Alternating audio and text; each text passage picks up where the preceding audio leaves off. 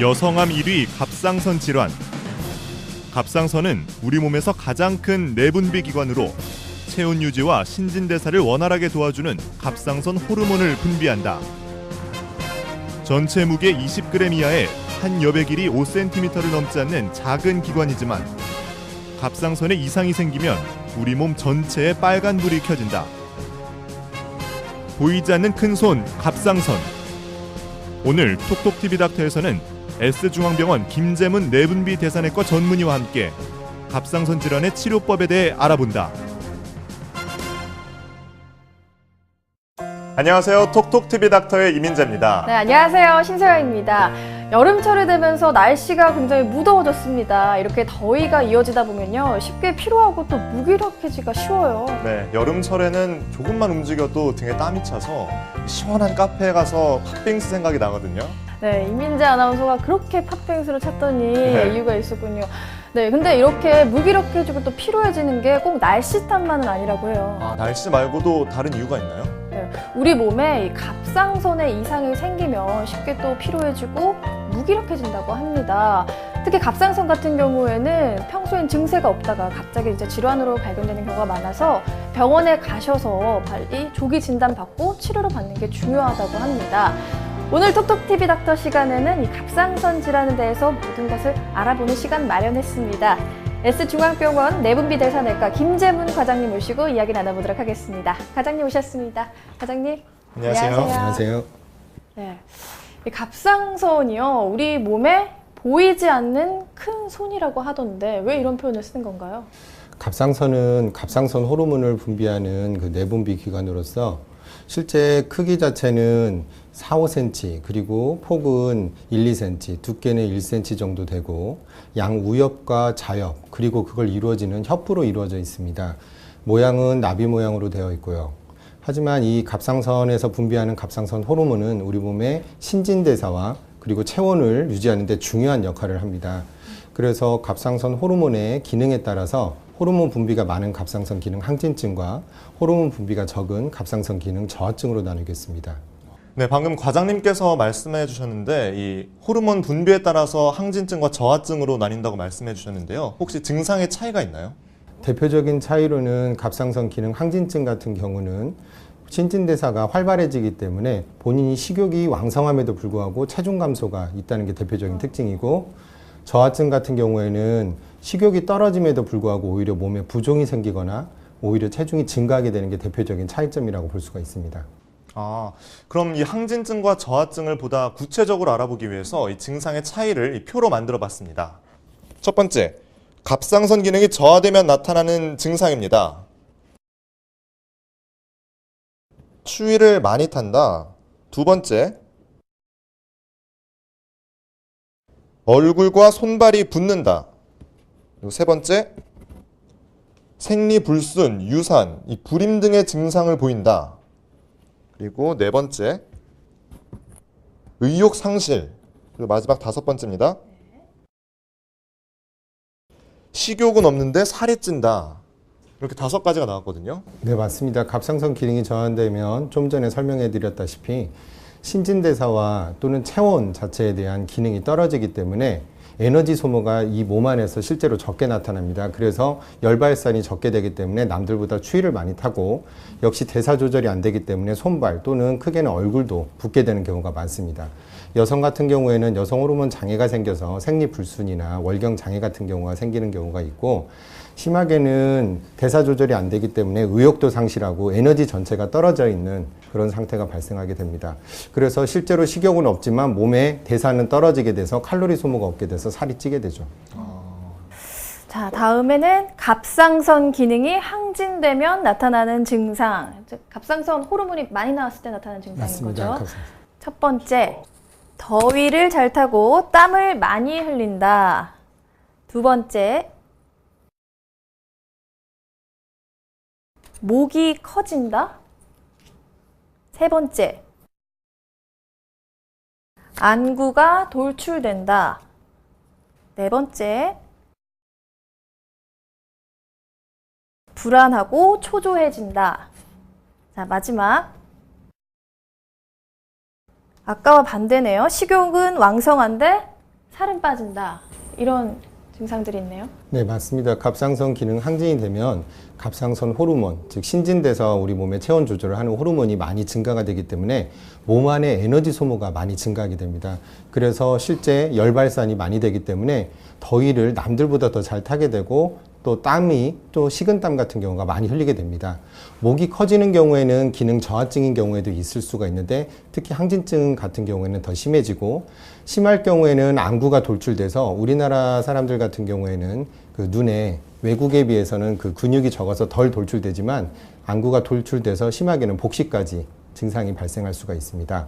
그리고 갑상선 기능 호르몬 자체가 항진이 되기 때문에 실제로 정신적으로도 불안, 초조해지고 심각하게는 예민해져서 심한 경우에는 정신과 치료를 같이 받을 수도 있습니다. 그리고 아까 설명했듯이 역시 신진대사가 활발하기 때문에 계속 식욕은 더 늘어날 수가 있지만 실제로 칼로리 소모는 많아져서 살은 빠지게 됩니다.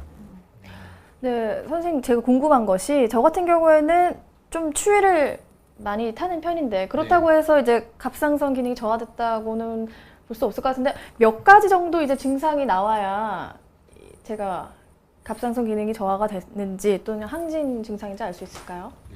여기서 딱히 몇 가지라고 말은 할 수는 없지만 두세 가지 이상 정도 보인다면 예를 들면 피로가 심하고 의욕 상실이 있으면서 남들보다 내가 추위 그러니까 체온 변화가 좀 심하다 그럴 경우에는 근처 병원에 가서 갑상선 기능 검사를 한번 해보는 게 좋을 것 같습니다.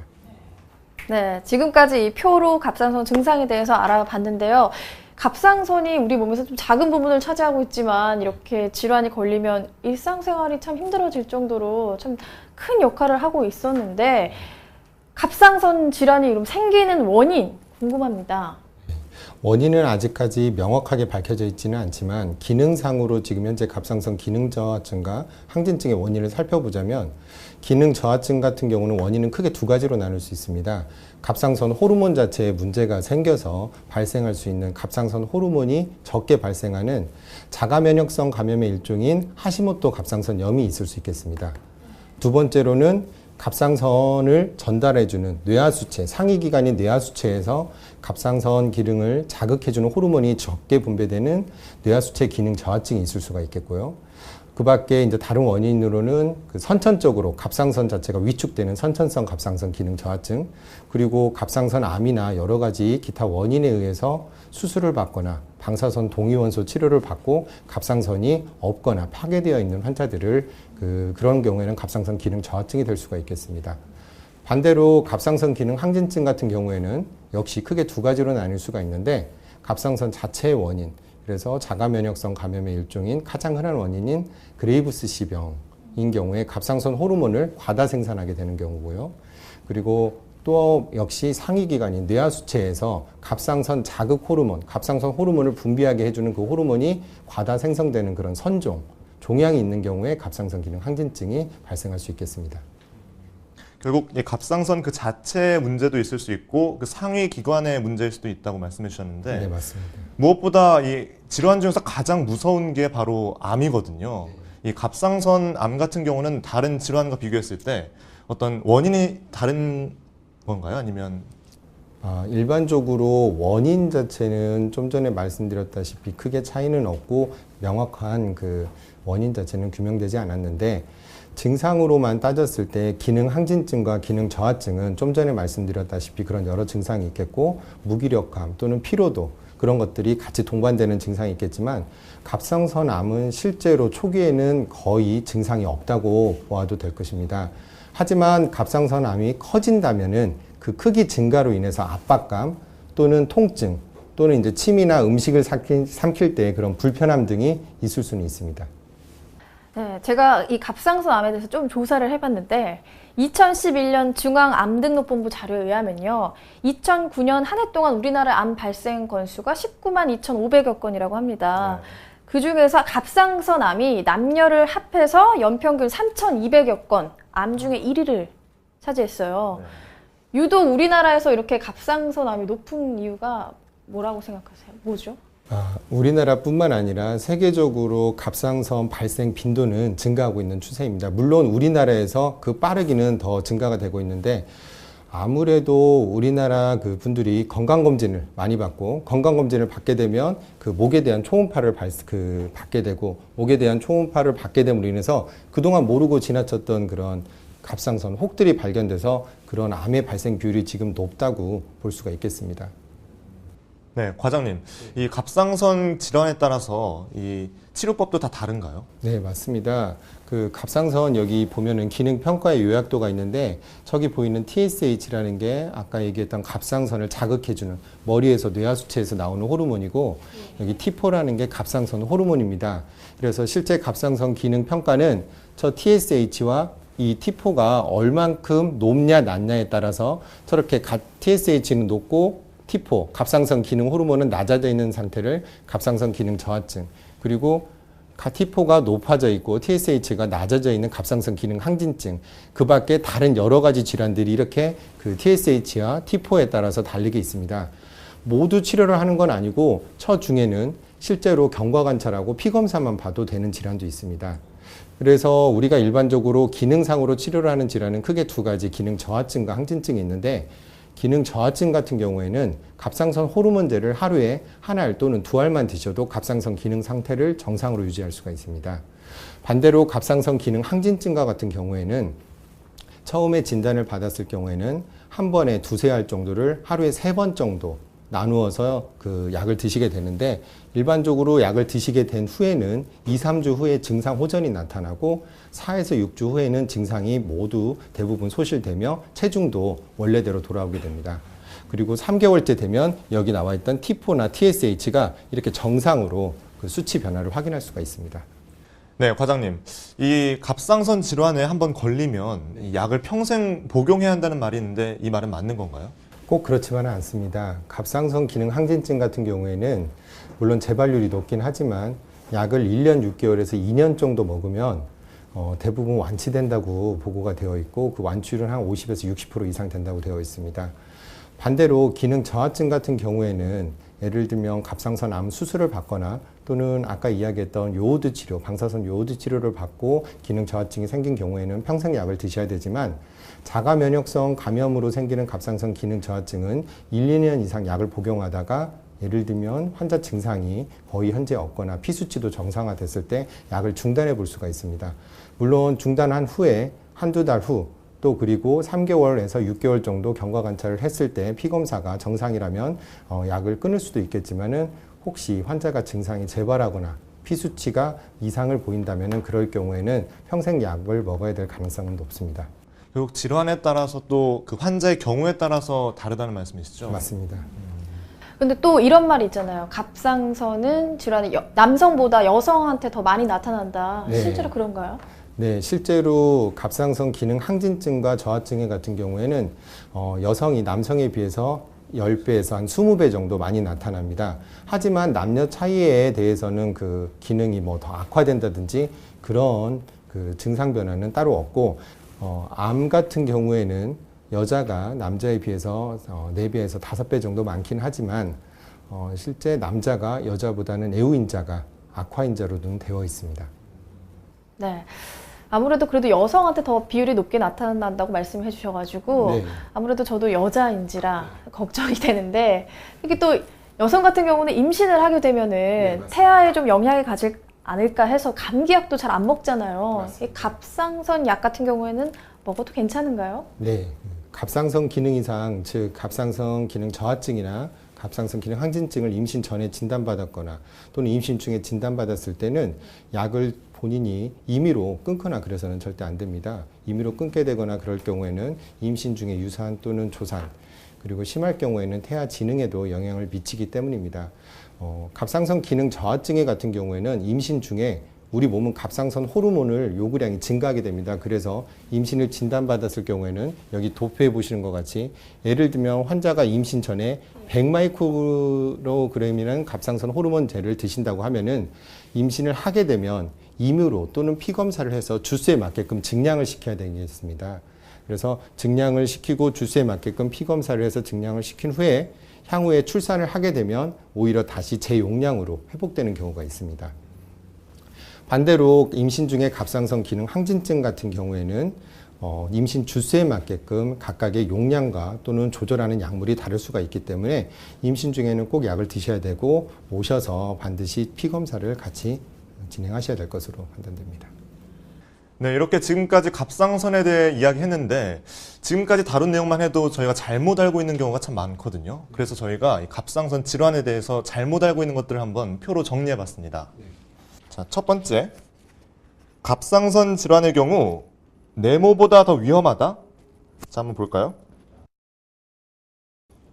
남자가 여자보다 위험하다. 이거 아까 과장님께서도 말씀해 주셨는데 맞는 말인가요? 네, 갑상선 질환의 경우 기능 항진증이나 저하증은 아까 말씀드렸다시피 남자가 여자보다 더 위험하거나 그렇지는 않습니다. 대신에 갑상선 암의 경우에 있어서는 애후의 악화인자로서는 남자가 여자보다 더 위험하다고는 되어 있습니다. 통계적으로 위험하다는 말씀입니다. 네, 그렇습니다. 그래서 갑상선 암의 경우 여러 가지가 우리가 들 수가 있는데 그중 악화 애후인자 중에 하나가 남자가 포함되고 있습니다. 발생 비율은 여성이 높은데 예후는 또 남자가 더 안 좋다. 네, 그렇긴 하고 있습니다. 네, 이렇게 첫 번째는 알아봤고, 자, 두 번째, 갑상선 약을 내모하면 부작용이 생긴다? 자, 문제 한번 볼까요? 갑상선 약을 오래 복용하면 부작용이 생긴다. 이건 어떤가요? 예, 갑상선 약은 크게 두 가지로 나뉘는데 기능 저하증에 먹는 갑상선 호르몬제 그리고 기능 항진증 때 먹는 항갑상선제로 나누게 됩니다. 근데 갑상선 호르몬제 같은 경우에는 물론 약 자체가 부작용이 오심, 구토 또는 월경 장애 그런 여러 가지 장애가 있을 수는 있지만 실제로 거의 발생하지가 않고 미미합니다. 그리고 항갑상선제인 같은 약인 경우에는 발진 또는 두드러기 그리고 과민 반응 심하게는 탈모나 간염 또는 백혈구 수치 감소 등 가능할 수 있지만 이런 부작용들은 거의 초기에 발생하게 됩니다. 그래서 만약 초기에 발생하지 않는다면 오히려 갑상선 약을 오래 복용하는 것은 크게 부작용은 없습니다. 오히려 약을 중단함으로 인해서 어떤 다른 문제가 발생할 수 있겠습니다. 그렇군요. 세 번째 질문. 네모를 하면 갑상선 암에 걸릴 가능성이 높다. 네모가 뭘까요? 엑스레이를 많이 찍으면 갑상선 암에 걸릴 가능성이 높다. 선생님, 저 같은 경우에는 저번 주에도 치과를 가서 엑스레이를 찍었는데 저는 벌써 노출된 거예요. 일반적으로 방사선 노출이 갑상선 암의 위험인자로는 알려져 있습니다. 하지만 우리가 병원에 가서 일반적 질환과 연관된 엑스레이 같은 경우에는 방사선 조사량이 극히 적기 때문에 실제로 엑스레이를 어느 정도 많이 찍는다고 해서 갑상선 암에 걸릴 가능성이 높은 건 아닙니다. 치료를 위해서 찍는 엑스레이 정도는 크게 필요없지 않다. 네, 오히려 이제 다른 그 엑스레이 이외의 그런 방사선 자체가 위험인자로 될 수 있지만 치료를 위한 엑스레이는 크게 문제가 되지는 않습니다. 다행입니다. 자, 다음 넘어갈까요? 네 번째, 갑상선 암으로 치료받은 사람은 네모를 먹으면 안 된다. 자, 해조류를 먹으면 안 된다. 이 말은 맞는 건가요? 그 말도 다시 풀어서 말씀드리면 해조류는 이제 여기서 아마 일컫는 건 아마 김, 미역, 다시마 그런 여러 가지를 일컬을 것 같은데 김, 미역, 다시마 같은 경우에는 요오드 성분이 많습니다. 근데 요오드 성분은 우리가 갑상선 암에서 치료받는 경우에는 아까 얘기했듯이 방사선 요오드 치료를 하는 경우가 있습니다. 이럴 경우에는 이 해조류를 많이 먹었을 경우에 방사선 요오드 치료를 하는 그 치료적인 그 요오드 자체가 갑상선에 흡수될 확률이 좀 떨어집니다. 그래서 암으로 치료하는 그 잠시 기간만 해조류를 먹어서는 안 되지 실제 갑상선 암으로 치료받은 사람이 해조류를 먹는 거는 전혀 상관이 없다고 되어 있습니다. 자, 마지막 질문입니다. 갑상선 질환은 네모된다. 유전된다? 갑상선 질환은 유전이 됩니까? 네, 그 갑상선 질환은 크게 이제까지 설명했듯이 기능 질환과 그런 그 갑상선 종양으로 나눌 수가 있는데 갑상선 기능 질환인 항진증이나 저하증 같은 경우에는 유전에 대한 명확한 원인은 없지만 유전될 확률은 있다고 되어 있습니다. 그리고 갑상선 암의 경우에 있어서는 흔히 유전암이라고 하는 수질암이 있는데 수질암은 한 20% 정도는 가족력에 있기 때문에 꼭 그 수질암이 있는 환자 같은 경우에는 가족 관계에서 검사를 해봐야 된다고 되어 있습니다. 하지만 우리나라에서 가장 많이 알려진 그 유두상암 90% 이상을 차지하는 갑상선암은 3에서 5% 정도만 유전된다고 되어 있습니다. 그렇지만 유전되는 경우라고 해서 다 유전적 소인이 있다고 해서 모두 발병하는 건 아니니까 너무 불안해하실 필요는 없겠습니다. 네, 저희가 갑상선 질환에 대해서 좀 잘못 알고 있었던 부분에 대해서 좀 궁금증이 해결이 된 것 같은데요. 선생님, 저희가 또 더 알아야 될 부분이 있을까요? 실제로 갑상선 질환들 중에서는 갑상선 호르몬제나 항갑상선제를 필요로 하지 않는 질환들이 있습니다. 항생제 처방만으로도 바로 해결이 되는 급성 갑상선염이 있을 수도 있겠고, 그리고 감기를 앓고 난 후에 일시적으로 갑상선 기능 항진증이 발생하는 아급성 갑상선염도 있을 수 있겠습니다. 그럴 경우에는 소염제만으로도 치료가 됩니다. 그 밖에 출산 후에 발생하는 갑상선염 등 무통성 갑상선염증 등이 있기 때문에 혹시 감기를 앓고 또는 그 전에 목에 갑자기 심한 통증이 있거나 출산 후에 어떤 몸에 그런 변화가 있거나 그럴 경우에는 가까운 그 갑상선 전문의로 찾아가 가지고 피검사, 초음파 검사를 하면 거기에 맞게끔 질환에 맞게끔 치료를 받으실 수 있겠습니다. 또한 아까 임산부 이야기도 했었는데 수유 중에도 환자분들이 약 먹는 거를 되게 망설이는데 실제 갑상선 약은 수유 중에도 먹어도 안전하다고 되어 있습니다. 근데 무엇보다 이 병에 걸렸을 때 치료받는 것도 물론 중요한데 이 예방이 참 중요할 것 같거든요. 이 예방하는 방법은 어떤 것들이 있을까요? 예방을 한다기보다는 조기 발견이 좀 중요할 수가 있겠는데요. 제일 처음에 우리가 이야기했던 갑상선 그런 기능 증상들을 어느 정도는 조금 인지하셨으면 좋을 것 같습니다. 그런데 그 많은 증상들을 다 알기는 어려울 것 같고 본인이 원인 모르게, 그러니까 식욕이 많은데도 불구하고 체중이 감소된다거나 아니면 식욕이 너무 떨어지고 피로함에도 불구하고 몸이 불거나 체중이 증가되는 등의 그런 이상 증세가 발견되면은 근처 병원으로 가셔가지고 갑상선 피검사와 초음파를 할 경우 이런 질환들을 조기에 발견해서 너무 고생을 덜 할 수가 있게 됩니다. 평소 이 이상 증세가 나타났을 때 빨리 병원에 가는 게 가장 최선이라는 말씀이시죠? 네, 우선은 증상이 있을 경우에는 이제 상담을 하거나 거기에 맞게끔 혈액 검사나 초음파가 도움이 될 수 있기 때문이죠. 제가 며칠 전에 피부과를 갔었는데 제 목을 보시더니 좀 튀어나와 있다고 혹시 갑상선 질환이 의심된다면서 병원에 가보라고 하시더라고요. 네. 이렇게 자기가 진단할 수도 있는 건가요? 남자 같은 경우는 일반적으로 이렇게 목젖이 있기 때문에 크게 도드라지지는 않지만 여자 같은 경우는 목젖이 없기 때문에 대부분 앞에 있는 목이 조금 앞에 있는 목이 들어갈 수가 있습니다. 근데 반대로 누가 옆에서 보거나 했을 때 앞에 목이 도드라지게, 갑상선은 좀 전에도 설명드렸다시피 앞에 나비 모양으로 생긴 거기 때문에 그 목 부분이 도드라지게 커지어 있거나 예를 들면 이쪽에 통증이 있거나 그럴 경우에는 병원에 가서 검사를 해보시는 게 좋습니다. 갑상선 질환은 우리나라에서 매년 해마다 꾸준히 증가하고 있다고 합니다. 혹시 마지막으로 우리 갑상선 건강 관리를 비롯해서 당부해주고 싶은 말씀 있으세요? 다른 질환과 달리 갑상선 질환은 스트레스에 매우 민감하기 때문에 특히 갑상선 기능 항진증 같은 경우는 스트레스 때문에 재발을 하게 되는 경우도 많습니다. 그래서 몸과 마음가짐을 편안하게 갖는 것이 중요하겠습니다. 그리고 원인 모를 피로감 또는 무기력감 그리고 체중 감소나 체중 증가가 오히려 있을 때는 오히려 그냥 내가 가만 놔두지 마시고 병원에 가서 갑상선 혈액 검사와 초음파를 받으면 충분히 치료가 될 수 있으니까 그렇게 하셨으면 좋겠습니다. 네, 말씀 감사합니다. 지금까지 S중앙병원 내분비대사내과 김재문 과장님 모시고 이 갑상선 질환에 대해서 알아보는 시간 가졌습니다. 과장님, 말씀 감사합니다. 감사합니다. 네, 한번 상태가 안 좋아지면 회복하기 쉽지 않은 게 바로 건강이죠. 네. 좀 이상 증세가 나타난다 싶으면 바로 병원에 가셔서 진단을 받고 또 적절한 치료 받으시기 바랍니다.